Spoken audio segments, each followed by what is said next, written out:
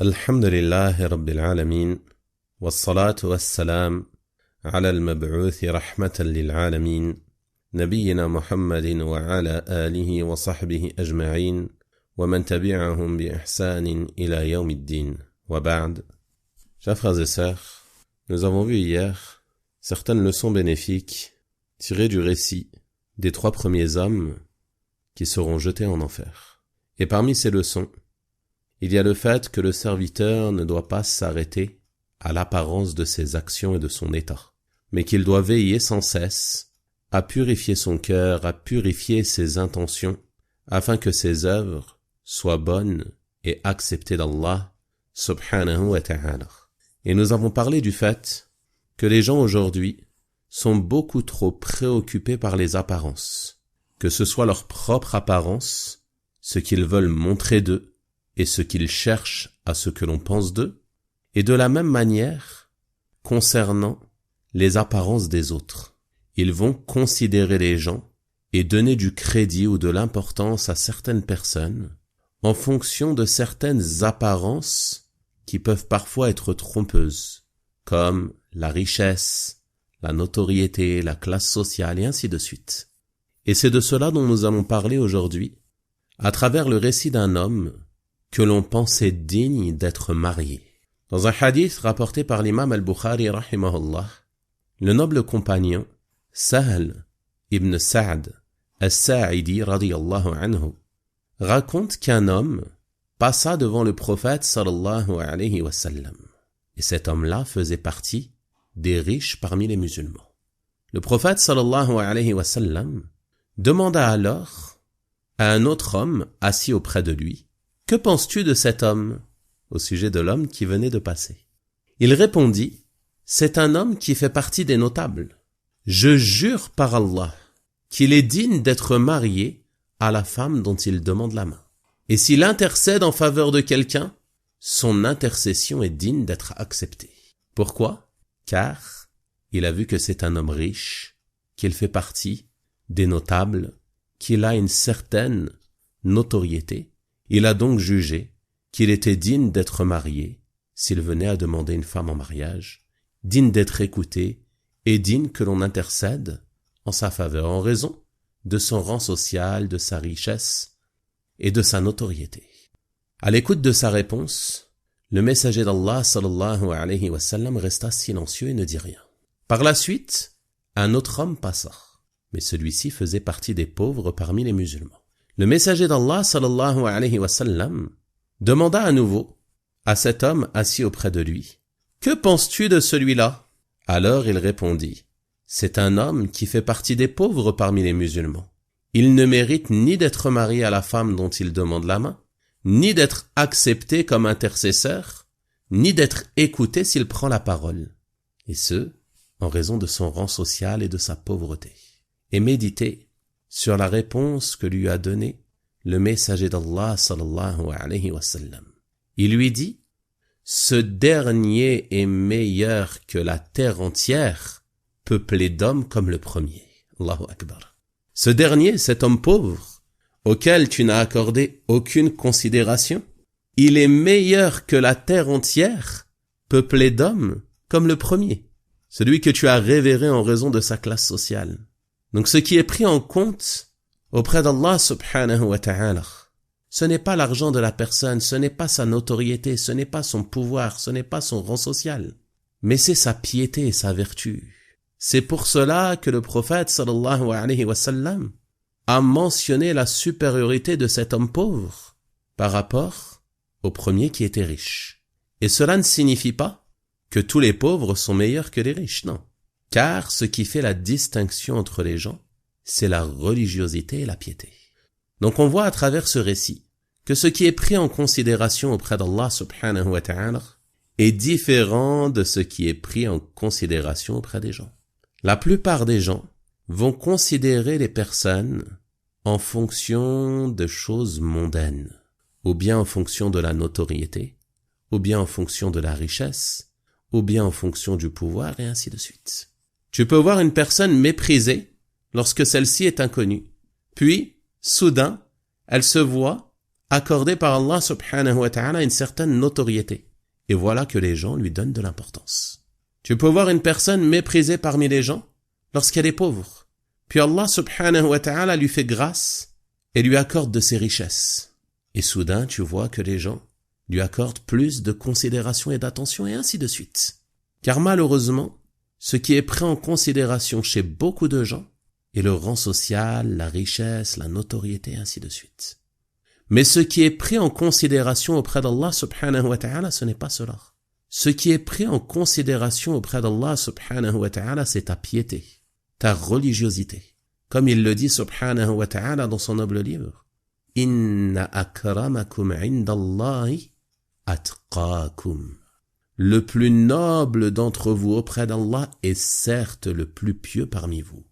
Il n'y a pas de distinction en fonction du rang social auprès d'Allah. Il n'y a pas de distinction entre le riche et le pauvre. Pas de distinction entre le directeur et l'ouvrier. Pas de distinction entre le président et la personne du peuple. Et ainsi de suite, non. Pas de distinction entre le noir et le blanc, entre l'arabe et le non-arabe, et ainsi de suite. La seule distinction qu'il y a auprès d'Allah, subhanahu wa ta'ala, et qui différencie entre les gens, et qui les place, et qui les fait atteindre différents degrés, c'est quoi? C'est la piété. Allah subhanahu wa ta'ala, il ne regarde ni ta noblesse auprès des gens, ni ta notoriété, ni ta lignée, ni ton argent, ni ta richesse, ni ton apparence, ni tes vêtements, ni ta voiture, ni ta maison, ni autre. Mais il regarde ce qu'il y a dans ton cœur et il regarde tes œuvres. Comme il est venu dans le hadith. Certes, Allah ne regarde pas vos apparences, ni vos richesses, mais il regarde vos cœurs et vos œuvres. Il regarde vos cœurs et vos œuvres. Si ce qu'il y a dans le cœur est bon, si la relation du serviteur entre lui et son Seigneur est bonne, qu'il a un cœur pur, qu'il voue ses actions sincèrement à Allah subhanahu wa ta'ala, qu'il se rappelle sans cesse d'Allah, qu'il a peur d'Allah, qu'il aime Allah, qu'il a espoir en Allah, qu'il veille sans cesse à œuvrer d'une manière qui plaît à Allah subhanahu wa ta'ala. C'est celui-ci qui est noble auprès d'Allah. S'il invoque, Allah subhanahu wa ta'ala exauce son invocation en raison de la pureté de son cœur et de la vertu de ses œuvres. Et ce n'est pas comme chez les gens où celui qui va être écouté, celui pour qui on va intercéder, celui de qui on va accepter les demandes, c'est qui? C'est le riche, celui qui a une certaine notoriété, celui qui est connu chez les gens, celui qui est fort, celui qui a du pouvoir, et ainsi de suite. Et tout ceci n'a aucune valeur auprès d'Allah, subhanahu wa ta'ala. Le plus noble d'entre vous, auprès d'Allah, est le plus pieux. Donc ceci nous incite à revoir notre manière de considérer les gens et à ne pas mépriser les gens pauvres ou ceux que l'on qualifie comme insignifiants parmi les gens. Combien sont ceux à mépriser les pauvres, à les rabaisser, à ne leur donner aucune attention? Combien sont ceux également à mépriser ceux qui ne sont pas de la même origine qu'eux, qui ne sont pas de la même couleur qu'eux, qui ne sont pas de la même ville ou du même quartier qu'eux ou je ne sais quoi? Combien sont ceux à mépriser les gens qui n'ont pas de connaissances, qui n'ont pas d'entourage, qui n'ont pas de clan, de tribu, d'amis, et ainsi de suite. Tout ceci doit être revu et corrigé. On doit revoir notre manière de concevoir les choses et de considérer les gens, et ne baser notre considération des gens que sur la piété et la religiosité. Plus une personne est pieuse en apparence, plus il paraît d'elle une certaine religiosité, une certaine crainte d'Allah, une certaine piété, plus tu dois la considérer dans ton cœur et l'aimer pour Allah subhanahu wa ta'ala, et inversement. Même si cette personne est pauvre, même si cette personne est riche, même si cette personne est connue ou inconnue, et ainsi de suite. Ce que tu dois prendre en considération, c'est la piété de la personne, ce qui apparaît de cela. Car ce qui est dans les cœurs n'est su que par Allah subhanahu wa ta'ala. La deuxième leçon que l'on tire de ce récit est l'encouragement pour le musulman et la musulmane à chercher un époux ou une épouse vertueux, sans tenir compte du rang social, sans tenir compte de la couleur de peau ou autre chose semblable. Mais le critère principal que tu dois regarder lorsque tu souhaites te marier, aussi bien pour l'homme lorsqu'il cherche une épouse, que pour la femme lorsqu'elle est demandée en mariage, et ceci s'adresse également aux tuteurs, qui ne doivent pas se focaliser sur le rang social ou le travail ou les diplômes de la personne, mais plutôt sur sa piété et sa religiosité. Le prophète sallallahu alayhi wa sallam a dit dans le hadith, lorsque vient à vous, pour une demande en mariage, quelqu'un dont vous agréez la religiosité et le comportement. Regardez les deux choses que le prophète sallallahu alayhi wa sallam a mentionnées. Quelqu'un dont vous agréez la religiosité et le comportement. Alors mariez-le. Si vous ne le faites pas, alors il y aura certes une grande tentation sur terre et une corruption immense. Le prophète sallallahu alayhi wa sallam n'a pas mentionné le rang social de la personne, ni sa richesse, ni son origine, ni sa couleur de peau, ni sa notoriété, ni autre. La religiosité et le comportement. C'est cela qui doit être regardé en priorité. Et dans un autre hadith concernant le choix de l'épouse, il a dit « La femme est épousée pour 4 choses, c'est-à-dire les gens généralement lorsqu'ils se marient, lorsqu'ils choisissent une femme à épouser, ils la choisissent pour une des 4 raisons suivantes.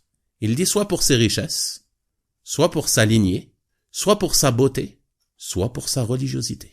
Choisis celle dotée de religiosité, et tes mains ne recueilleront que la poussière. » C'est une expression pour dire qu'ainsi il va réussir. C'est ainsi qu'il trouvera le succès et le bonheur. Choisis celle qui a la religion, celle qui est dotée d'une bonne religiosité. Ne te laisse pas leurrer par la richesse ou le rang social ou la classe sociale ou la beauté. Le plus important, c'est la religiosité de la personne. Les apparences, elles vont être amenées à changer. La beauté d'une personne, bien souvent, c'est une chose qui est très subjective. Et combien sont ceux à s'être fait leurrer par les apparences et à avoir choisi leur conjoint, homme ou femme, en fonction de leur physique, puis avoir ensuite découvert une personne au mauvais comportement, au manque de piété, au manque de religiosité, au point de considérer cette personne comme la plus laide au monde, et à ne plus pouvoir la regarder, tellement elle les répugne de par son comportement. Et inversement, il se peut qu'une personne, au premier abord, n'ait pas une apparence plus attirante que cela, mais de par son bon comportement, de par sa piété, il va être embelli, il va être illuminé. Car le comportement de la personne a un impact sur l'image que l'on va avoir de cette personne. Et ceci est une chose concrète que vous pouvez observer autour de vous. Que les gens au mauvais comportement sont répugnés et inversement ceux qui sont pieux et vertueux au bon comportement sont appréciés par les gens et ils aiment les regarder. Donc ceci est un bénéfice et une leçon très importante que l'on tire de ce récit. Regardez cet homme qui voit un riche passer et qui dit « Celui-ci, il est digne d'être marié. » Et il voit le pauvre, celui-ci, il n'est pas digne d'être marié. Il ne mérite pas d'être marié. Car nous n'avons pas pris en considération les choses qui sont dignes d'être prises en considération. Wallah al-musta'an. Également parmi les leçons que l'on tire de ce récit, il y a le fait que l'homme, il se peut qu'il ait un rang éminent dans ce bas monde, mais qu'il n'ait aucune valeur auprès d'Allah subhanahu wa ta'ala. Il se peut que tout le monde parle de lui, que tout le monde pense du bien de lui, que tout le monde l'aime, qu'il soit apprécié, mais qu'en raison de son manque de religiosité, il n'ait aucune valeur auprès d'Allah subhanahu wa ta'ala. Et inversement, il se peut qu'une personne soit considérée comme méprisable, sans aucune valeur auprès des gens. Une personne que les gens ne regardent peut-être même pas lorsqu'ils la croisent. Insignifiante parmi les gens. Dans un coin de la mosquée, personne ne prête attention à lui. Mais là auprès d'Allah subhanahu wa ta'ala un rang éminent. Et il se peut qu'il soit meilleur que toutes les personnes qui l'entourent. Pourquoi? En raison de sa piété, en raison de sa religiosité, en raison de la pureté de son cœur et de ses bonnes œuvres qu'il fait pour se rapprocher d'Allah subhanahu wa ta'ala. Enfin, parmi les leçons que l'on tire de ce récit, il y a le fait que parler d'une personne qui n'est pas présente, afin que les gens soient au courant de sa situation pour les mettre en garde contre son mal, ceci ne fait pas partie de la médisance interdite. Comme on le voit ici, le prophète sallallahu alayhi wa sallam a parlé de ces 2 hommes en leur absence, car il y avait en cela un intérêt religieux qui était l'enseignement de cette balance importante par laquelle on se doit d'évaluer les gens qui n'est autre que la piété et non pas la richesse, la pauvreté ou la notoriété ou le rang social ou autre chose semblable. Ceci était donc quelques leçons bénéfiques que que l'on tire de ce récit et je demande à Allah subhanahu wa ta'ala de nous aider à en tirer profit et je demande à Allah subhanahu wa ta'ala de nous aider à purifier nos cœurs, à purifier nos œuvres et à nous aider à avoir les meilleurs des comportements nous rapprochant de lui subhanahu wa ta'ala. Wa sallallahu wa sallama wa baraka ala nabiyyina Muhammad wa ala alihi wa sahabatihi ajma'in walhamdulillahi rabbil alamin wa jazakum Allahu khayra.